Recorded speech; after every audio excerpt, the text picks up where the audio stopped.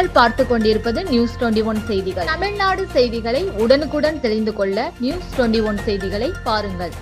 பழனி அருகே நெய்க்காரப்பட்டியில் கஞ்சா விற்ற வடமாநில இளைஞர்கள் ஒருவர் கைது. 3 கிலோ கஞ்சா பறிமுதல்.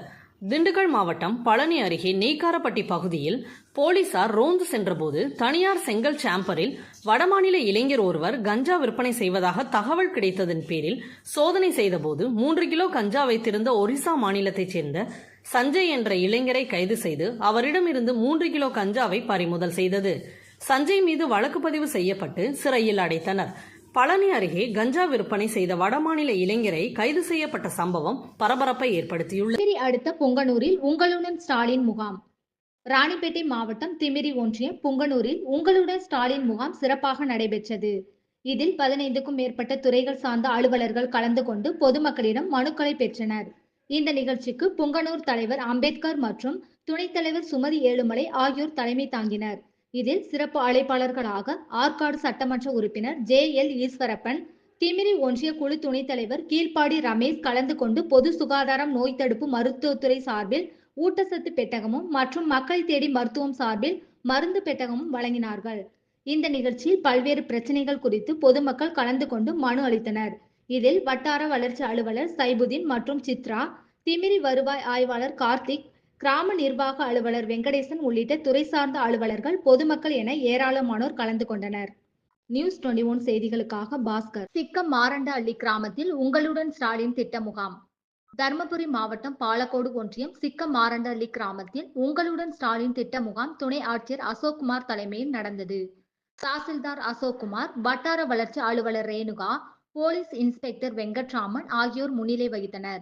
பாலக்கோடு திமுக மேற்கு ஒன்றிய செயலாளர் பஞ்சப்பள்ளி அன்பழகன், காரிமங்கலம் திமுக மேற்கு ஒன்றிய செயலாளர் MVT கோபால் ஆகியோர் கலந்து கொண்டு குத்துவிளக்கு ஏற்றி முகாமினை தொடங்கி வைத்தனர்.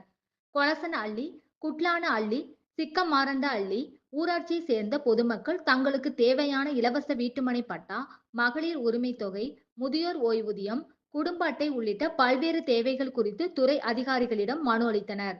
இதில் மருத்துவ காப்பீடு, நில உரிமை மாற்றம், ஆதார் திருத்தம் உள்ளிட்ட பயனாளிகளின் கோரிக்கைகள் உடனுக்குடன் நிறைவேற்றப்பட்டது. இதற்கான சான்றிதழ்களை பயனாளிகளுக்கு வழங்கினார். கொடைக்கானல் அடுக்கம் சாமாக்காட்டு பள்ளம் காலனி கொட்டாப்பட்டி மித்து அருகே ஏற்றமான சாலையில் சென்ற தார் ஜீப் பின்னோக்கி நகர்ந்து சுமார் 150 அடி பள்ளத்தில் கவிழ்ந்து மரத்தின் மீது மோதி நின்று விபத்து. ஜீப்பில் பயணம் செய்த இளம்பெண் உயிரிழப்பு. வாகனத்தை இயக்கிய இளைஞர் பலத்த காயங்களுடன் அரசு மருத்துவமனையில் தீவிர சிகிச்சை பிரிவில் அனுமதி. காவல்துறையினர் விசாரணை. திண்டுக்கல் மாவட்டம் கொடைக்கானல் சாமாக்காட்டு பள்ளம் காலனியைச் சேர்ந்தவர் செல்லதுரை. இவரது மகளுக்கு நேற்று திருமணம் நடைபெற்றுள்ளது. இந்நிலையில் மணமகனின் அண்ணனான ராஜசேகரனின் தோழியான கோவையைச் சேர்ந்த தீபிகா இந்த திருமணத்திற்கு வருகை புரிந்துள்ளார். திருமணத்தை முடித்துவிட்டு தனது தோழியுடன் ராஜசேகர் சாமாக்காட்டு பள்ளம் காலனி கொட்டாப்பட்டி மெத்து பகுதியில் உள்ள தனது தோட்டத்தை பார்க்க தார் ஜீப்பில் நேற்று பிற்பகல் வேளையில் இந்த இருவர் மட்டும் சென்றதாக சொல்லப்படுகிறது. இந்நிலையில் மலை உச்சிக்கு ஏற்றமான சாலையில் சென்று கொண்டிருந்த போது வாகனம் பின்னோக்கி வந்து சாலையில் இருந்து விலகி சுமார் 150 அடி பள்ளத்தில் பின்னோக்கியவாறு சென்று கவிழ்ந்து விபத்துக்குள்ளாகி மரத்தின் மீது மோதி நின்றது. இதனை அடுத்து இன்று ராஜசேகரின் உறவினர்கள் இப்பகுதிக்கு வருகை புரிந்து பார்த்தபோது வாகன விபத்து நடைபெற்றது தெரியவந்துள்ளது. மேலும் ராஜசேகர் ஜீப் வாகனத்தின் உள்ளேயே நேற்று இரவு முழுவதும் உயிருக்கு போராடிய நிலையில் பலத்த காயத்துடன் இருந்துள்ளார். அதேபோல் இளம்பெண் தீபிகா சடலமாக ஜீப் அருகில் கிடந்துள்ளார். இதனை பார்த்த உறவினர்கள் ராஜசேகரை மீட்டு 108 ஆம்புலன்ஸ் மூலம் இன்று கொடைக்கானல் அரசு மருத்துவமனைக்கு சிகிச்சைக்காக அனுப்பி வைத்த நிலையில் அவர் அங்கு தீவிர சிகிச்சை பிரிவில் சிகிச்சை பெற்று வருகிறார். இந்த தகவல் அறிந்து சம்பவ இடத்திற்கு சென்ற காவல்துறையினர் இளம்பெண் சடலத்தை டோலி மூலமாக கட்டி 150 அடி பள்ளத்தில் இருந்து சாலை பகுதிக்கு கொண்டு வந்துள்ளனர். மேலும் விபத்தில் சிக்கிய இளம்பெண் கோவையைச் சேர்ந்தவர் என்பதும் இவர் தனியார் கம்பெனியில் பணிபுரிவதாக மட்டும் தகவல் கிடைத்துள்ளது. மேலும் இந்த இளம்பெண்ணின் முழு தகவல் குறித்து காவல்துறையினர் விசாரணை மேற்கொண்டு வருகின்றனர். இளம்பெண்ணின் விவரம் குறித்து யாருக்கும் தெரியவில்லை என்றும் இளைஞரின் தோழியா அல்லது காதலியா என இளைஞரின் உறவினர்கள் தெரிவித்துள்ளனர். திருமணத்திற்கு வருகை புரிந்து தோட்டத்தை பார்க்க சென்ற இடத்தில் வாகனம் கவிழ்ந்து விபத்துக்குள்ளாகி இளம்பெண் உயிரிழந்த சம்பவம் இப்பகுதியில் பெரும் சோகத்தை ஏற்படுத்தியுள்ளது. நியூஸ் 21 செய்திகளுக்காக தலைமைச் செய்தியாளர் குல்சுரை. இந்து எழுச்சி முன்னணி சார்பில் கோலாகலமாக நடந்த விநாயகர் சிலைகள் ஊர்வலம். தேனி மாவட்ட இந்து எழுச்சி முன்னணியின் சார்பில் விநாயகர் சதுர்த்தி விழாவை முன்னிட்டு தேனி நகர் மற்றும் தேனியை சுற்றியுள்ள பகுதிகளில் 3 அடி முதல் 10 அடி வரையிலான 100க்கும் மேற்பட்ட விநாயகர் சிலைகள் வைத்து சிறப்பு வழிபாடு செய்யப்பட்டது. இதில் தலைமை விநாயகர் சிலை தேனி அள்ளிநகரம் நகராட்சி அலுவலகம் அருகே உள்ள எம்.ஆர். வல்கணேசிங் கடை முன்பு வைத்து கணபதி ஹோமம் மற்றும் சிறப்பு வழிபாடு செய்யப்பட்டது. ஊர்வலத்தின் போது விநாயகர் சிலைகள் மேளதாளம் முழங்க தாரை தப்பட்டை, தேவராட்டம், கேரள கலைஞர்களுடன் முளைப்பாரி ஆகியவற்றுடன் 100க்கும் மேற்பட்ட சிலைகள் வாகனங்களில் கோலாகலமாக அணிவகுத்து சென்றன. இந்த ஊர்வலத்தை தேனி நகரில் உள்ள ஆயிரக்கணக்கான பொதுமக்கள் கண்டு மகிழ்ந்தனர். ஊர்வலம் தேனி அருகே உள்ள பொம்மையங்கவுண்டன்பட்டி சாலை பிள்ளையார் கோவிலில் இருந்து தொடங்கி நகர்பகுதி வழியாக தேனி நேரு சிலையை கடந்து அரண்மனை புதூர் பகுதியில் செல்லக்கூடிய முல்லை ஆற்றில் விநாயகர் சிலைகள் கரைக்கப்பட்டது.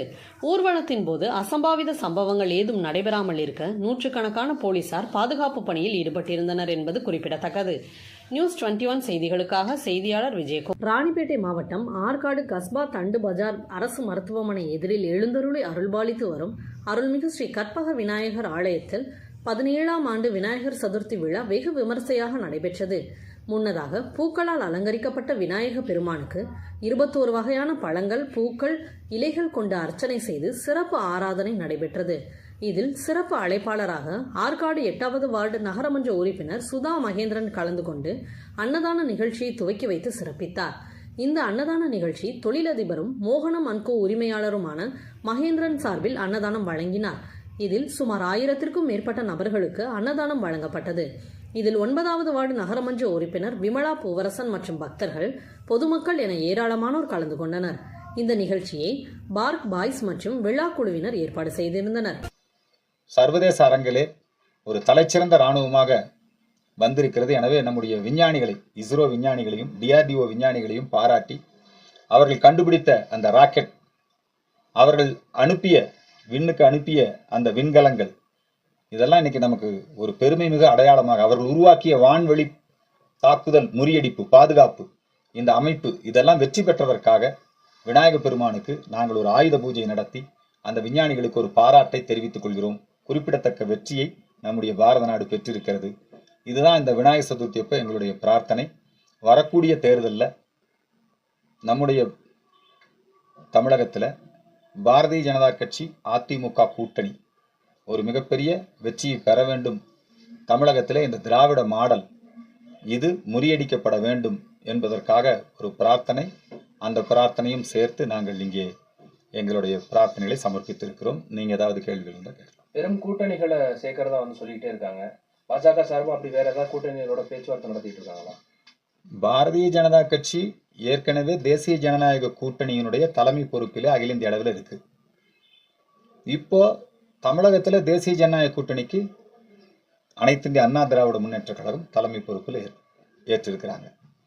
அவங்க புதிய அமைப்புகளை இந்த கூட்டணியிலே சேர்த்துவது, தேசிய ஜனநாயக கூட்டணியை வலிமைப்படுத்துவது, அதற்கான வியூகங்களை வகுத்து செயல்பட்டு கொண்டிருக்கிறார்கள்.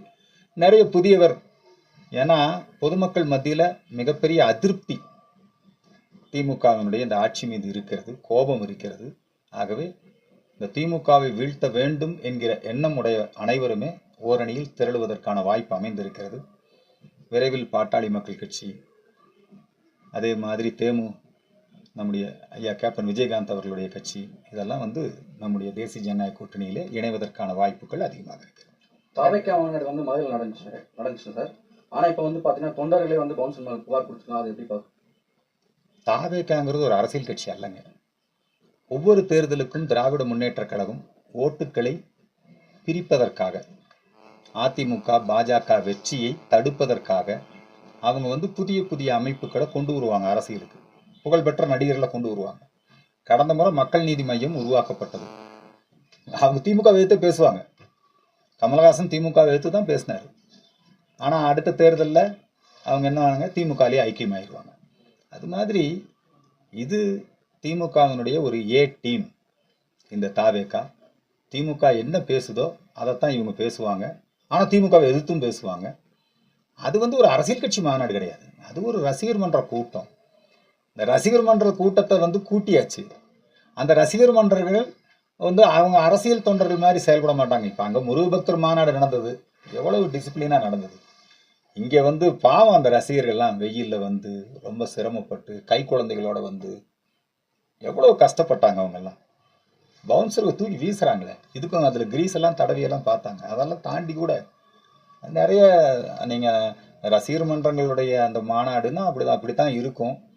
அவருக்கு விஜய்க்கு வந்து இது பற்றியெல்லாம் அக்கறை இல்லை. ரசிகர்களுடைய நலனில் அவருக்கு எந்த அக்கறையும் கிடையாது. ரசிகருடைய நலனில் அவருக்கு அக்கறை இருந்திருந்தா அவர் டிக்கெட் எல்லாம் வந்து ஒரிஜினல் விலைக்கு விற்றுருப்பாங்க அவருடைய படத்துக்கு. அவங்களுக்கு என்ன, ரசிகருடைய ரத்தத்தை உறிஞ்ச வேண்டும், உழைப்பை உறிஞ்ச வேண்டும். ரசிகர்களுடைய உழைப்பிலும் அவர்களுடைய அந்த இதுலேயும் வந்தானே அவர் வந்து இன்னைக்கு இவ்வளோ பெரிய ஆளாயிருக்காரு. அதனால ரசிகர்கள் மேலே அவருக்கு எந்த கருணையும் கிடையாது. அவர் அந்த விபத்தில் பலியானவங்க, நீங்கள் அந்த தாவேகா மாநாடு அப்படிங்கிறது எப்படி நடக்கக்கூடாதுங்கிறதுக்கு ஒரு உதாரணம் அது. புரியுதுங்களா? 3 பேர் இறந்துருக்காங்க. என் உயிர் போனால் திரும்பி வருமா? ஏங்க, சேரெல்லாம் உடைச்சிட்டா போமா?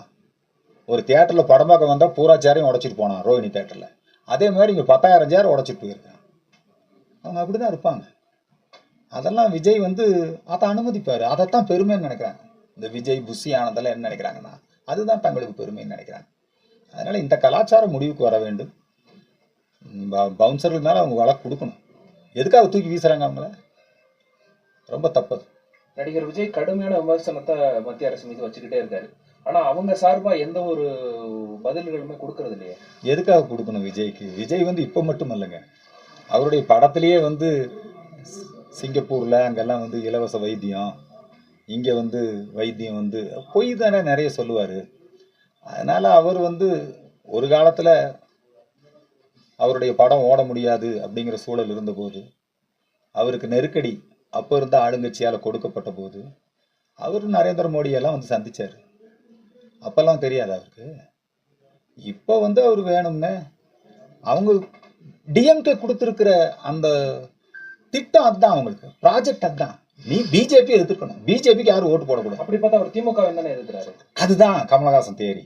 அப்படி பார்த்தா நடிகர்கள் வரும்போது ரஜினிகாந்த் கூட வந்தாரு. ரஜினிகாந்துக்கு முதல் ஆதரவு தெரிவிச்சது நீங்க தான். ஆமா, இப்பவும் ஆதரவு தான். அதான் சொல்றேன், நடிகர்களை இப்போ ஆதரவு தான். திமுகவுடைய கைப்பாவியா அவங்க செயல்படுறாங்கிறது தெளிவா சொல்றேன். ரஜினிகாந்த் என்ன திமுகவுடைய கைப்பாவியா செயல்பட்டாரா? இல்ல, நீங்க சொன்ன மாதிரி நடிகர்களோட கொண்டு ஒவ்வொரு தேர்தலையும் பிஜேபி பக்கம் ஆள் போகக்கூடாதுங்கிறதுக்காக புதிய வாக்காளர்கள் அவங்க இந்த பக்கம் வந்துடக்கூடாது, அதுக்காக டிஎம்கே ஏற்பாடு செய்யக்கூடிய டைவர்சன். புரியுதுங்களா? அதுல வந்து நான் உங்களுக்கு தெளிவா சொன்னேன் கமலஹாசன் எப்படி வந்தாரு. திமுகவை கமலஹாசன் கையில டார்ச் லைட் வச்சு டிவியே உடைச்சாருங்க, சொன்னாரா இல்லையா? இப்ப எங்க இருக்கிறாரு? திமுக சின்னத்துல எம்பி ஆயிருக்கிறாரு. மக்கள் நீதி மையம் என்னாச்சு? இதே மாதிரிதான் தாவாக்கா ஆக போகுது. தமிழ்நாடு வெற்றி கழகம் இல்ல, தமிழ்நாடு வெட்டி கழகம் அது. புரியுது? அதுதான் வருங்கால கமலஹாசன் தான் இவரு, நம்மாடு ஜோசப் விஜய். சட்டமன்ற தேர்தலில் நீங்க நிக்கிறதுக்கான வாய்ப்பு இருக்காங்க. சட்டமன்ற தேர்தலில் ஹிந்து ஓட்டு வங்கியை பலப்படுத்த வேண்டும் என்பதுதான். சட்டமன்ற தேர்தலில் தேசிய ஜனநாயக கூட்டணியில் இந்து மக்கள் கட்சி இடம்பெறுவதற்கான முயற்சிகள் நடைபெற்று கொண்டிருக்கிறது. நாம் வந்து தேர்தலில் போட்டியிடுவது அப்படிங்கிறது பிரதானமாக படுத்துறதை விட இந்த திமுக ஆட்சி அகல வேண்டும், அதை பற்றி மட்டும்தான் இப்போ நம்ம வந்து அதை ஒரு நோக்கமாக வைத்து செயல்பட்டு கொண்டிருக்கிறோம். அதிமுக தாவேகாவோட கூட்டணி வச்சா இந்து மக்கள் கட்சி தொடருமா அந்த கூட்டணியில? நிச்சயமா.